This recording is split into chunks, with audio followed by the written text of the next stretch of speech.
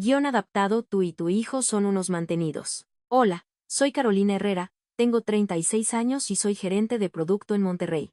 He construido una vida estable para mí y para mi hijo de 12 años. Pero el mes pasado, todo cambió. En el comedor de la casa donde crecí, una cena familiar que debía ser cálida se convirtió en una pesadilla. Mi padre, de repente, me gritó en la cara. Tú y tu hijo son unos mantenidos. Mi madre no objetó. Simplemente sonrió y asintió, estando de acuerdo. La cruel ironía era que ellos seguían viviendo en mi propia casa. No lloré, no grité de vuelta. Los miré directamente a los ojos y dije una sola frase que congeló la habitación. Desde ese momento, todo comenzó a derrumbarse. ¿Por qué tuve que enfrentar a mis padres así? ¿Qué fracturó nuestra relación tan profundamente que tal vez nunca sane? ¿Qué harías tú en la misma situación? Comparte tus pensamientos. Tu historia podría ser el mensaje que alguien más necesita escuchar.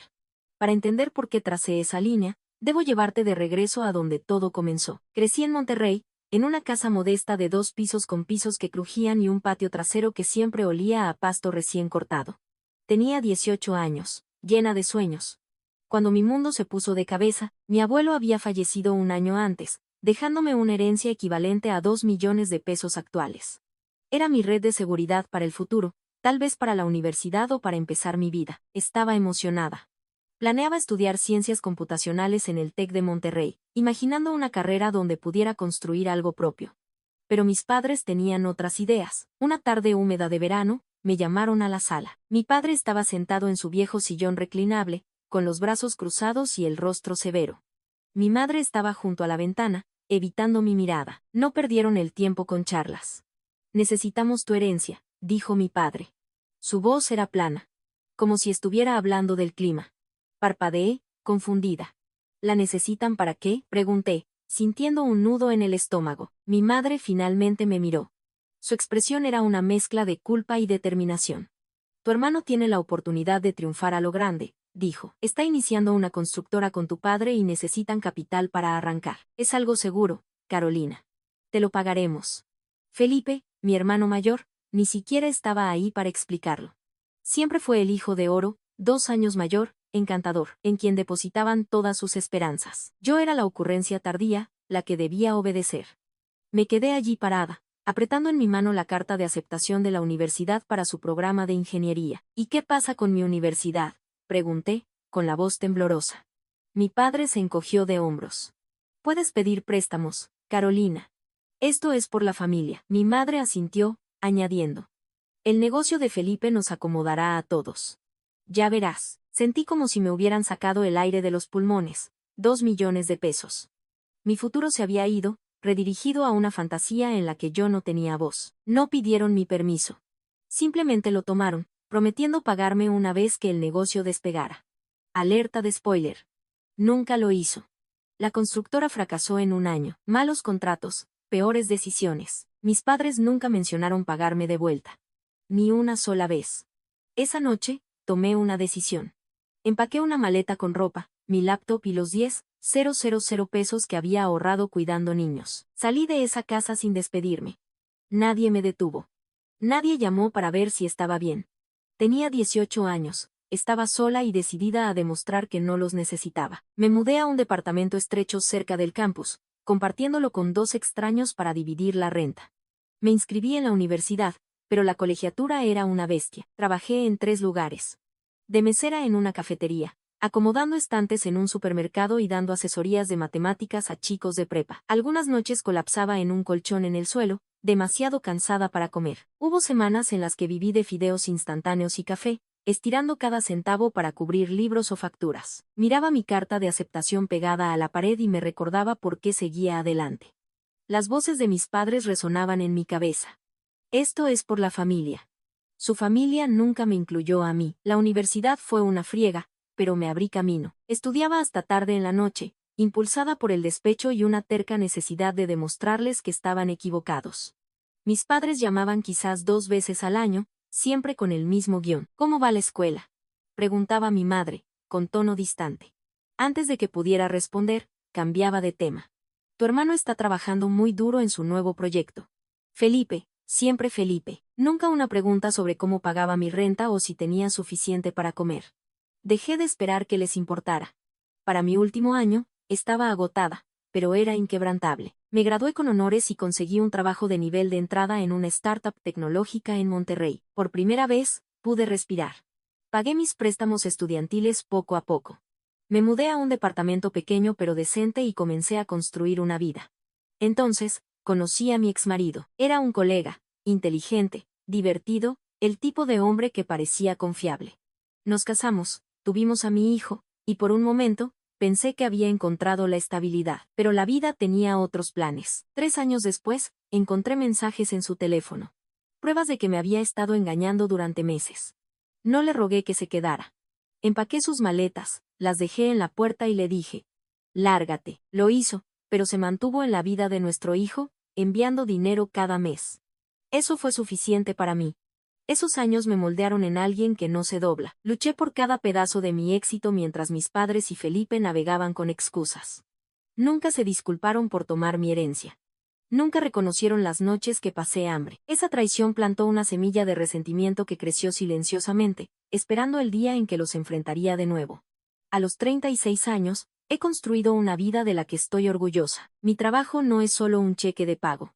Es un testamento a cada noche que pasé estudiando, cada turno que trabajé para pagar mi camino. Dirijo un equipo que desarrolla software en el que la gente confía, y soy muy buena en ello. Mi nombre tiene peso en la industria, y eso es algo que gané, no heredé. Soy dueña de una casa de 3 habitaciones en un suburbio tranquilo, con una hipoteca que pago a tiempo y un patio donde mi hijo juega fútbol. Esta vida, esta estabilidad, es mía, construida desde cero.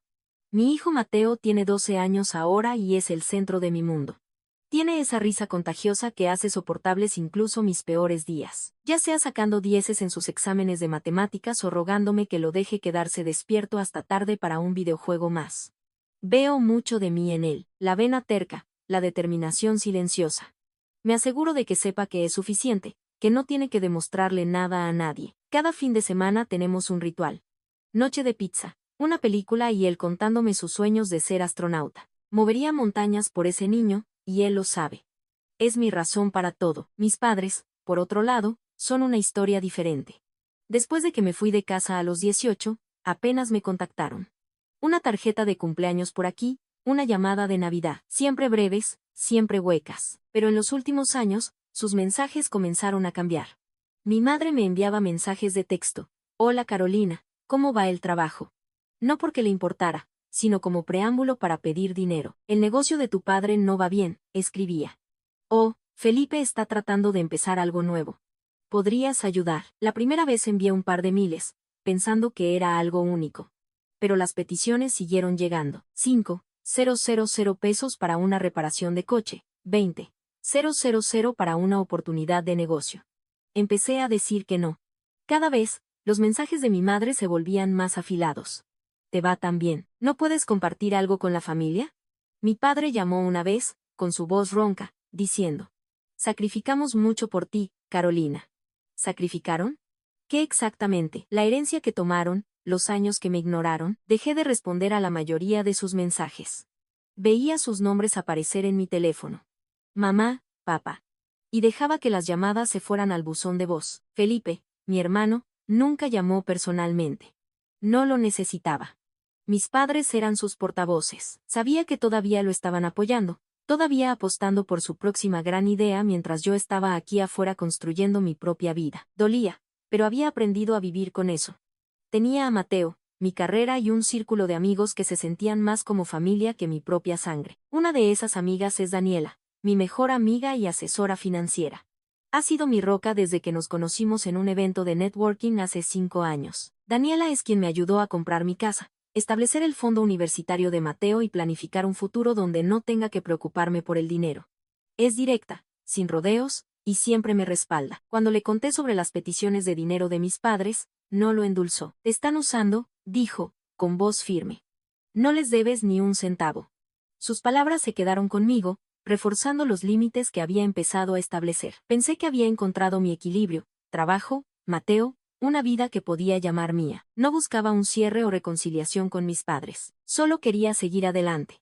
Pero entonces, el número de mi madre apareció en mi teléfono una tarde. Su voz temblaba de urgencia. Esa llamada me arrastraría de nuevo al caos del que había pasado años escapando. Esa llamada llegó un martes por la noche. Estaba ayudando a Mateo con su tarea de matemáticas.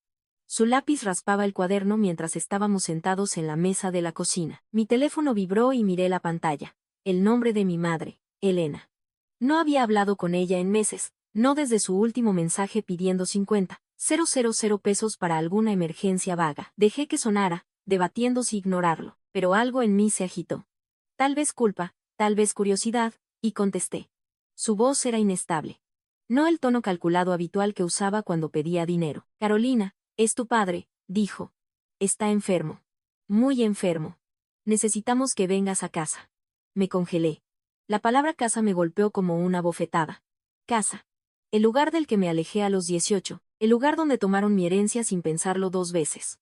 Apreté el teléfono más fuerte contra mi oído, mi corazón acelerado. ¿Qué tiene?, pregunté, manteniendo mi voz firme. Ella dudó, luego dijo. Es su corazón. Los doctores dicen que necesita cirugía, pero estamos en problemas. El banco amenaza con embargar la casa, una deuda de 6 millones de pesos de la última empresa de tu padre. Sus palabras eran apresuradas, casi desesperadas, pero capté el trasfondo familiar. Necesitaban algo de mí. Me recliné en mi silla, mirando a Mateo, que me observaba con esos ojos grandes y curiosos. ¿Qué quieren que haga al respecto?, pregunté, sabiendo ya la respuesta. Mi madre no perdió el ritmo. Vuelve, Carolina. Habla con el banco, tal vez ayúdanos. Te va tan bien y somos familia. Ahí estaba. La misma línea cansada que había usado durante años. Familia, quería reírme, pero mi garganta se cerró. Le dije que lo pensaría y colgué, con la mente dando vueltas. Esa noche no pude dormir. Me senté en mi sofá, con una copa de vino intacta en la mesa de centro, repitiendo sus palabras. Mi padre enfermo, la casa en riesgo. 6 millones. No se trataba solo de dinero. Era el peso de todo lo que había enterrado desde que me fui. Una parte de mí quería ignorarlos, dejar que lidiaran con su desastre. Nunca les importaron mis luchas, entonces ¿por qué deberían importarme las suyas? Pero otra parte, la que aún recordaba a mi padre enseñándome a andar en bicicleta o a mi madre horneando galletas cuando era pequeña, me carcomía. ¿Y si no volvía? ¿Me arrepentiría cuando fuera demasiado tarde? Llamé a Daniela a la mañana siguiente. Contestó al primer timbre. Su voz, afilada y práctica. No dejes que te manipulen con la culpa, dijo cuando le conté sobre la llamada. Te han estado desangrando durante años. No les debes nada. Sabía que tenía razón. Daniela siempre cortaba el ruido, pero no podía sacudirme la sensación de que necesitaba enfrentarlos. No por su bien, sino por el mío. Si mi padre estaba realmente enfermo, no quería vivir con el que hubiera pasado. Le dije que iba a volver a Monterrey. No para salvarlos, sino para cerrar un capítulo que había dejado abierto demasiado tiempo. Senté a Mateo esa noche, explicándole que me iría por unos días. ¿Está bien el abuelo?, preguntó, con voz pequeña. Odiaba que tuviera que preocuparse por un hombre que apenas conocía gracias a la ausencia de mis padres en su vida. Aún no lo sé, dije, acariciando su cabello. Pero volveré pronto y tendremos noche de pizza. Está bien. Asintió, confiando en mí completamente. Esa confianza es lo que me mantuvo con los pies en la tierra. Empacar para el viaje se sintió surrealista. No había estado en la casa de mis padres en años, no desde una tensa visita de Navidad cuando Mateo tenía 5 años. Reservé un vuelo, arreglé que Mateo se quedara con una vecina de confianza y llamé a mi jefe para pedir unos días libres. Todo el tiempo, mi estómago se revolvía. No solo iba a volver a una casa, estaba entrando en un campo de batalla. La llamada de mi madre no era solo sobre la salud de mi padre o la casa. Era una demanda disfrazada de desesperación. Sabía que pedirían dinero. Probablemente más de lo que podía imaginar. Y Felipe, mi hermano, probablemente estaría acechando en el fondo, listo para beneficiarse de lo que yo diera. Cuando el avión aterrizó en Monterrey, sentí una mezcla de pavor y determinación. Renté un auto y conduje hasta la casa que alguna vez llamé hogar. Parecía más pequeña de lo que recordaba. La pintura descascarada, el césped descuidado. Mi madre me recibió en la puerta, con el rostro pálido pero compuesto. Gracias por venir, dijo, su voz más suave que en el teléfono. Asentí, entrando, preparándome para lo que venía. Mi padre estaba en la sala. Se veía más frágil de lo que jamás lo había visto, pero sus ojos aún tenían ese brillo obstinado. Felipe no estaba ahí. Típico. No perdieron el tiempo. Durante el café, mi madre expuso la situación. El banco se estaba moviendo rápido y necesitaban que yo interviniera. Tienes los medios, dijo, su tono cambiando de suplicante a expectante. Escuché sin decir nada. Mi mente ya corría hacia la confrontación que sabía que era inevitable. A la noche siguiente, acepté quedarme para una cena familiar. Ahí fue cuando todo se desmoronó. La mesa estaba puesta, pero yo no estaba preparada para la emboscada. Había aceptado quedarme a cenar, esperando una conversación civilizada, tal vez algo de claridad sobre la salud de mi padre o el embargo que amenazaba su casa. En cambio, entré en una trampa. Mis padres habían invitado a mi hermano Felipe, quien entró tarde, con su habitual sonrisa burlona pegada en la cara. Mi madre se desvivía por él, llenando su plato de comida, mientras mi padre se sentaba en la cabecera de la mesa. Su expresión era ilegible, pero tensa. Tomé asiento, con el estómago apretado, sintiendo la tormenta gestarse. Los primeros minutos fueron engañosamente tranquilos. Mi madre parloteaba sobre los vecinos. No recordaba su voz tan excesivamente brillante, como si estuviera tratando de tapar las grietas. Felipe presumía de su última idea de negocio, alguna vaga empresa inmobiliaria que sonaba tan inestable como la anterior. Asentí cortésmente, picando mi comida, esperando la verdadera razón por la que estaba allí. Mi padre rompió el silencio, con su voz baja y deliberada. Carolina, tenemos que hablar de la casa, dijo, inclinándose hacia adelante. El banco no cede. Debemos 6 millones de pesos y están listos para quitarnos todo. Dejé mi tenedor, encontrando su mirada. Lo sé, dije con cuidado. Me lo dijeron ayer. ¿Cuál es el plan? Mi madre intervino, su tono afilado. El plan eres tú, Carolina. Estás ganando buen dinero. Unos 7 millones al año, ¿verdad? Podrías cubrir al menos 4 millones. Es lo menos que puedes hacer por la familia. Sus palabras aterrizaron como un golpe. 4 millones de pesos. No un préstamo, no una discusión. Solo una demanda, como si el trabajo de mi vida fuera suyo para reclamar. Tomé una respiración lenta, tratando de mantener mi voz firme. Eso es mucho dinero, dije. Tengo mis propias responsabilidades, mi hijo, mi casa, mi futuro. ¿Por qué esto recae en mí? El rostro de mi padre se endureció, sus ojos se entrecerraron. Siempre has sido una egoísta, espetó. Te criamos, te dimos todo, y ahora estás acaparando tu dinero mientras perdemos nuestro hogar. Lo miré fijamente, atónita. ¿Me dieron todo? Habían tomado mi herencia, me dejaron defenderme sola a los 18 años, y ahora yo era la egoísta. Felipe intervino. Su voz goteaba con descendencia. Vamos, Carolina, no te hagas la víctima. Estás muy cómoda mientras nosotros nos ahogamos. Hazte cargo. Apreté los puños debajo de la mesa, mi sangre hirviendo. Ni siquiera habían preguntado por Mateo, que estaba en casa a salvo con la vecina. No les importaba mi vida, mis sacrificios, solo lo que podía darles. Estaba a punto de responder cuando mi madre se inclinó hacia adelante. Su sonrisa era fría y calculada. Tú y tu hijo son solo unos mantenidos, dijo, su voz cortando la habitación. Viviendo de nuestros sacrificios, actuando como si fueran mejores que nosotros. La palabra mantenidos me golpeó como una navaja. Pero fue la mención de Mateo lo que rompió algo dentro de mí. Mi hijo, el niño que nunca había pedido nada más que mi amor, no era su saco de boxeo. Empujé mi silla hacia atrás, poniéndome de pie. Mi voz baja pero firme. No te atrevas a meter a mi hijo en esto, dije, clavando mis ojos en los de ella. No tienes derecho a hablar de él ni de mí así. Mi padre se burló, con la cara roja. Muestra algo de respeto, Carolina. Somos tus padres. Casi me reí de la ironía. Respeto, de la gente que me quitó todo. Me volví hacia Felipe, con los ojos llameantes. Y tú, dije, mi voz afilada como un cuchillo. Has navegado con sus excusas toda tu vida, dejando que rueguen por ti. No me digas cómo vivir. Su sonrisa burlona desapareció, pero se mantuvo en silencio. Mi madre intentó hablar, alzando la voz. Carolina, nos debes. Somos familia. La interrumpí. Mi paciencia estaba destrozada. La familia no exige lo que yo me he ganado. La familia no insulta a mi hijo. ¿Quieres llamarnos mantenidos? Bien.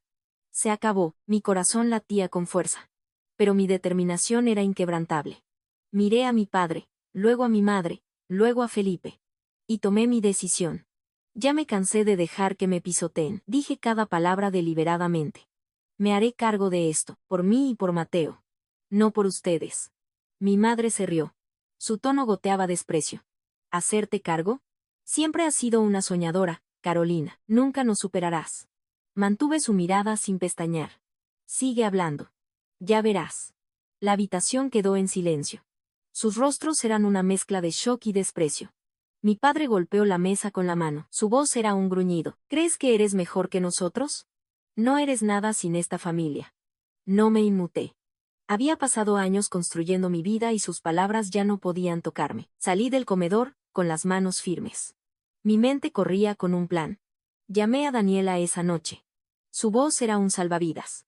¿Realmente terminaste con ellos?, preguntó. Su tono era una mezcla de preocupación y orgullo. Tengo que hacerlo, dije, por Mateo, por mí. Ella no discutió. Solo prometió ayudar. Sabía que la pelea estaba lejos de terminar. Pensé que lo peor había pasado, pero mi madre tenía otros planes. 2 días después de la cena, mi teléfono comenzó a zumbar con notificaciones. Amigos, compañeros de trabajo, incluso el entrenador de fútbol de Mateo me enviaron mensajes. ¿Viste esto? Abrí TikTok y ahí estaba. Un video de la cuenta de mi madre, su rostro bañado en lágrimas, su voz temblando con emoción ensayada. Mi hija nos abandonó, decía, aferrándose a un pañuelo.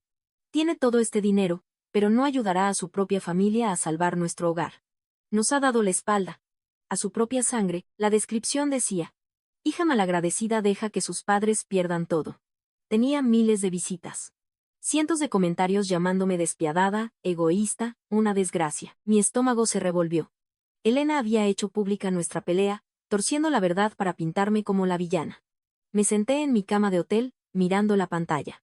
Mis manos temblaban de ira. No solo me había insultado a mí, había arrastrado a Mateo a esto, implicando que él era parte de mi supuesta traición. Quería contraatacar. Publicar mi propio video, decirle al mundo cómo ella y mi padre tomaron mi herencia. Cómo nos llamaron mantenidos. Pero yo sabía que era mejor no hacerlo. Reaccionar con ira solo alimentaría su narrativa. Necesitaba ser más inteligente, estratégica. Llamé a Daniela, mi asesora, quien contestó de inmediato. Vi el video, dijo antes de que yo pudiera hablar. Es repugnante. Carolina, ¿qué quieres hacer? Caminé por la habitación, mi mente a toda velocidad. Quiero tomar el control, dije, mi voz firme a pesar de la rabia. No me van a intimidar para que me someta. Esta vez no. Daniela no dudó. Entonces golpeémoslos donde les duele, la casa que están desesperados por mantener. Tienes los medios, cómprala por debajo de ellos. La idea encendió algo en mí. No se trataba solo de venganza, se trataba de reclamar lo que habían intentado quitarme, mi poder, mi dignidad. Le dije que iniciara el proceso y prometió conectarme con una abogada por la mañana. Al día siguiente, me reuní con una abogada inmobiliaria. Daniela recomendó a una mujer astuta llamada Laura, quien expuso la situación. El banco estaba listo para ejecutar la hipoteca de la casa de mis padres debido a su incumplimiento de pago de 6 millones de pesos. La licenciada Laura confirmó que podía comprar la propiedad directamente al banco, eliminando su reclamo. No es barato, advirtió.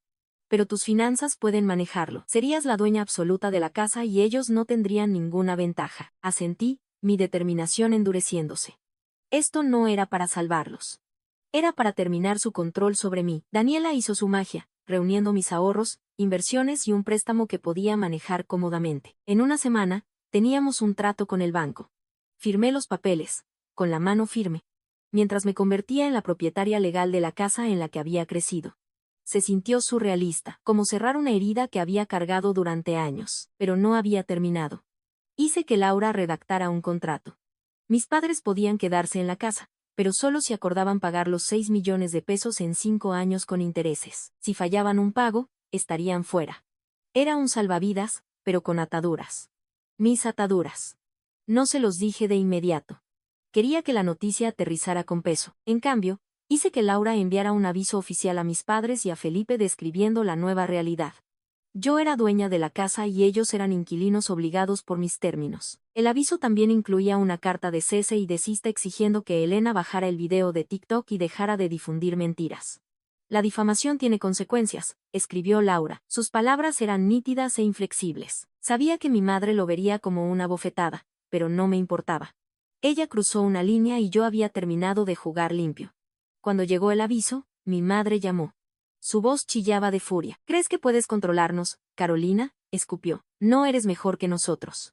Tirando tu dinero como si fueras una gran cosa. Dejé que despotricara. Mi silencio era más fuerte que sus palabras. Recibieron el aviso, dije finalmente. Síganlo o enfrenten las consecuencias. Colgué, mi corazón acelerado, pero mi conciencia tranquila. Felipe envió un mensaje de texto más tarde. Una sola línea. Eres despiadada, no respondí. No estaba equivocado, pero tampoco lo sentía. Volé de regreso a casa ese fin de semana y recogí a Mateo de la casa de la vecina. Corrió hacia mí, su sonrisa más brillante que el sol. ¿Arreglaste todo?, preguntó, con la voz llena de confianza. Lo abracé fuerte, con la garganta apretada. Estoy trabajando en ello, mijo, le dije. No le conté sobre la casa o el video. Aún no. Él no necesitaba cargar ese peso. Pero sabía que esta pelea estaba lejos de terminar. El silencio de mi madre después de la llamada se sintió demasiado calculado, como si estuviera planeando su próximo movimiento. Me senté con Daniela esa noche revisando el papeleo. Estás jugando un juego peligroso, dijo. Su tono era mitad advertencia, mitad admiración. No se van a quedar de brazos cruzados. Asentí, mirando el contrato en mis manos. Había tomado una postura, pero estaba lista para lo que viniera después. El silencio de mi madre no duró mucho. Una semana después de que llegara el aviso legal, recibí una llamada de la licenciada Laura. Se niegan a firmar el contrato, dijo, con voz tranquila pero firme. Tus padres afirman que no te deben nada y exigen quedarse en la casa. No me sorprendió. Elena y Roberto habían pasado sus vidas evadiendo la responsabilidad, siempre torciendo la narrativa para que les conviniera. Pero esta vez, yo tenía las cartas. Yo era dueña de la casa ahora, cada metro cuadrado, y su negativa solo selló su destino. Le dije a Laura que avanzara con los procedimientos de desalojo. No más oportunidades, dije, con voz firme. Ellos tomaron su decisión. El proceso de desalojo no fue rápido, pero fue exhaustivo. Laura presentó el papeleo necesario y se fijó una fecha en la corte. Mis padres lucharon, por supuesto. Elena me envió una ráfaga de mensajes de texto, cada uno más afilado que el anterior. Estás destrozando a esta familia, escribió. ¿Cómo puedes hacerle esto a tu propia sangre? No respondí. Sus palabras dolían, pero no me tambalearon. Había llamado a Mateo un mantenido, me difamó en TikTok y esperaba que yo financiara sus errores. Los mensajes de Roberto eran más fríos, más directos. Te arrepentirás de esto, Carolina. Guardé cada mensaje de texto, cada correo de voz, entregándoselos a Laura como evidencia de su hostilidad. Felipe se mantuvo callado en su mayor parte, pero sabía que estaba en el fondo, incitándolos. Siempre había sido su hijo de oro, al que apoyaban mientras me descartaban a mí. Cuando Laura entregó el aviso de desalojo en persona, me dijo que Felipe estaba allí, con el rostro pálido, pero con la boca cerrada. No se atrevió a confrontarme directamente, no después de que lo evidencié en la cena. El aviso les daba 30 días para desalojar. Si no lo hacían, la policía intervendría. No quería que llegara a eso, pero estaba preparada. Había pasado demasiado tiempo dejando que me pisotearan, y no me iba a doblar ahora. Para fin de mes, se habían ido. Laura confirmó que se habían mudado, dejando la casa en desorden.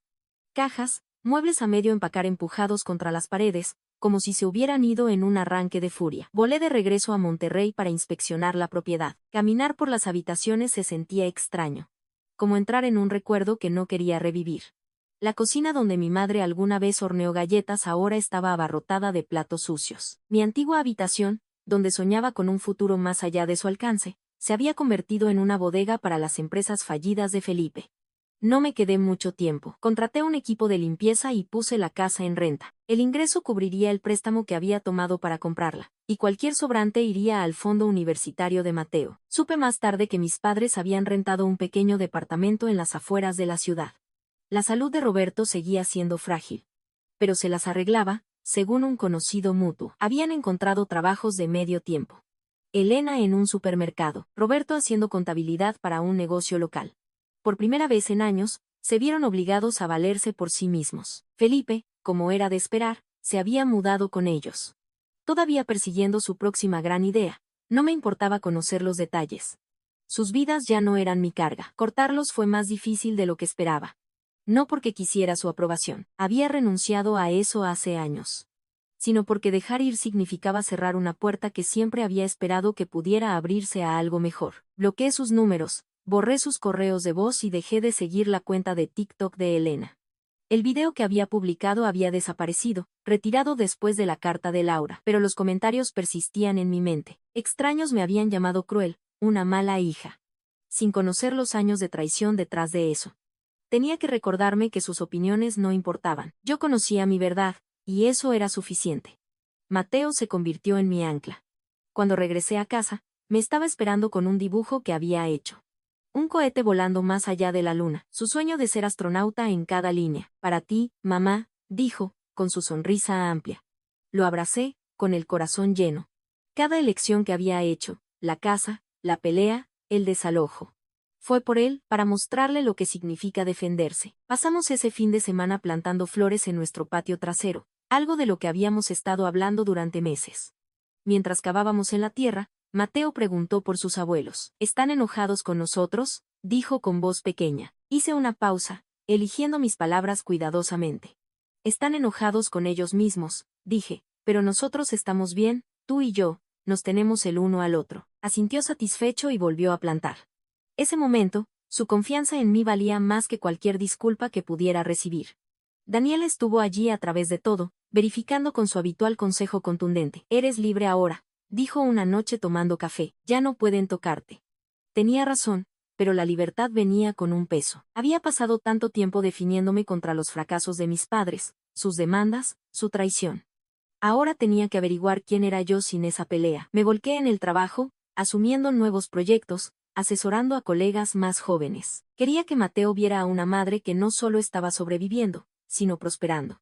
Mi equipo en la empresa notó el cambio, mi enfoque más nítido, mi confianza inquebrantable. Ya no era solo una gerente de producto, era alguien que había recuperado su vida. Pensé en el papá de Mateo un par de veces durante esos meses. Se había mantenido fuera del drama, fiel a su enfoque de no intervención. Cuando llamó para saber de Mateo, mantuve la conversación civilizada. Lo estás haciendo bien, Carolina, dijo una vez, su voz más suave de lo habitual. No necesitaba su validación, pero se sintió como un pequeño reconocimiento de lo lejos que había llegado. Mateo merecía un padre que apareciera, incluso si era solo a través de llamadas telefónicas y tarjetas de cumpleaños. Me aseguré de que esas líneas permanecieran abiertas por su bien. Mirando hacia atrás, la lección no se trataba de ganar o perder, no se trataba de la casa, el dinero, o incluso el dolor que habían causado. Se trataba de respeto. Algo que mis padres nunca entendieron. La familia no es solo sangre, son las personas que te ven, que te levantan, que luchan por ti tanto como tú luchas por ellos. Mis padres y Felipe se eligieron a sí mismos cada vez. Yo elegí a Mateo, a Daniela, la vida que había construido de la nada. Eso es lo que significa familia para mí ahora. Todavía paso por la vieja casa a veces cuando estoy en esa parte de la ciudad. Ahora está rentada a una pareja joven. Las bicicletas de sus hijos esparcidas en el césped. Es solo una casa, no un hogar. No para mí, ya no. La risa de Mateo llena mi casa, nuestra casa, con una calidez que nunca conocí al crecer. No sé si mis padres aprendieron su lección alguna vez. Y no necesito saberlo. Fin.